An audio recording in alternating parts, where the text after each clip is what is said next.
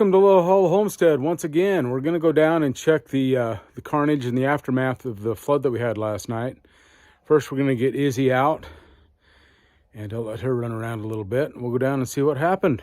Okay, let's walk down the hollow and see what happened last night.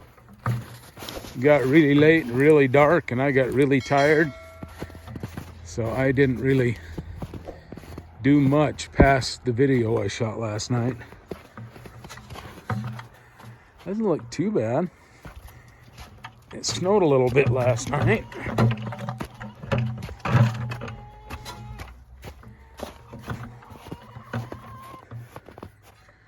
So there's the river channel down the snow and ice. I expect it to be a little worse, honestly. Really melted the snow. You can actually see my fire pit now. That's been buried in ice and snow for a month. You can see everything I shoveled. See the mud. Let's check my little shed here. I won't drop it this time. Hey! All right, it didn't get in the... It didn't actually flood this. It did. Everything underneath really wet. But I was actually planning on taking this little pallet shed I built and put it up on cinder blocks this next summer anyway, to get it up a little higher. And then I've just got it on some wooden skids under there, so that will keep it from the water from having any effect in future flooding situations, which we won't have, because even though that channel is dug fairly deep, I'm going to widen it this spring. It's kind of been used as a deer trail anyway, for deer to get back and forth, but I'll make it a little wider, and it'll be able to handle any water that's going to come down here in the future. Chickens are out and happy. We've got a bunch of them playing on their little roost. This is a good example of why you want to have roosts inside your chicken run outside. Is chickens, especially in the wintertime, like to get up out of the snow. They like being outside, but this gives them a way to get up out of the snow, roost, and get their feathers around their little feet and stay warm. Hi, Red. Is there a resemblance? I don't think so. Well, all in all, I say we did pretty good and survived the flood in pretty good shape. So my old piece of plywood here that I've got as a roof is really sagging. We'll shovel the snow off that. Pretty much sacrifice a piece of plywood every winter to the snow, so you get the old crappy ones. So I'm going to take my feeder, since I suspect we may have gotten water in the bottom of it, and I don't want to take a chance on my chickens getting into moldy feed. I'm going to take and empty this, and I need to ferment another batch of feed anyway, so looks like the silt and mud got into my grit, but the girls will take care of that in short order. Won't you? Won't you, girls? So we'll do that, and we'll get that feeder emptied. And unfortunately, we did have water get into here. This is awfully spongy, so I'm going to have to clean all this old wet straw out of here. We don't want that to mold. Get mold spores floating around in the air. So I'll clean that out as well. Got one egg today, it looks like. I think all the trauma of the flood last night really closed them up. They didn't lay us anything yesterday. So we'll get going and empty that feeder and see what we find at the bottom. Hopefully it's not a mucky mess, but we'll see. Well, good news. I've got the feeder emptied here, and there is no water in the bottom of that anywhere. And all the feed that I've emptied is nice and dry.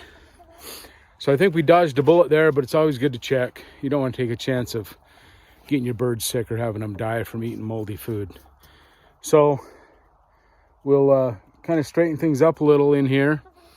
The flood kind of messed up my little block I've got the feeder sitting on, and we'll see if we can spruce it up a little bit for them. Get their feeder filled back up and get them back to doing what chickens do best. So you can see this big glue lamb block that I've got here is really mired in mud. I'm gonna pry that out, put some rocks under it or something, short up a little bit. I've got the shovels, or the snow shoveled off this plywood. I'll take it, flip it, maybe add a little support where it's sagging right there. The girls found some food they haven't seen for a while. They've been eating this mash for so long that have been fermenting. They see that scratch and those pellets, and that's a nice treat for them. So we do need to get another batch of fermented feed going. Got the chickens put back together. Got their feeder back full. Add a little extension to help protect that a little better. Flip the plywood over. Added some more supports under that. Still have a path to get the eggs. I think we're ready for the next phase. I'll put the fermented feed in there for them. And still have to go clean that out, but we'll get on that in just a minute. Okay, so all things considered, I think we fared pretty well. It looked a lot worse than it actually ended up being last night. I expected to find quite a bit more damage and silt and fence posts washed out and all kinds of stuff. But I think we did okay. I think we caught it soon enough before it really flooded them bad. So we got them put back together.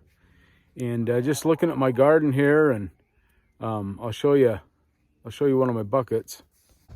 So you can see, if you watched my video of prepping my garden for winter, this is one of the buckets I had underneath that plywood in the coop. That's why there's no snow on it. But, so I've got the soil in there. I top dressed everything with leaves, as you can see, and then I've got chicken manure on top. The leaves in your soil will draw nitrogen away from your soil, so it's good to add some nitrogen back on top.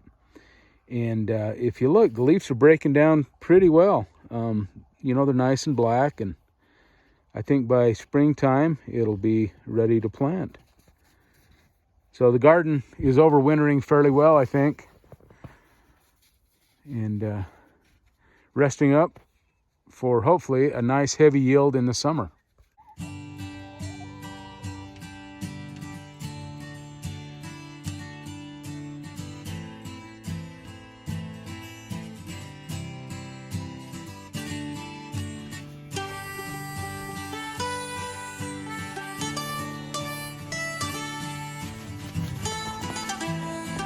Goes crazy girl. Okay, just mopping up the last of the flood. We got all that wet, nasty straw out of the hen house. And one thing is, you don't want your chickens to be in a moist environment. You want them to be nice and dry during the wintertime.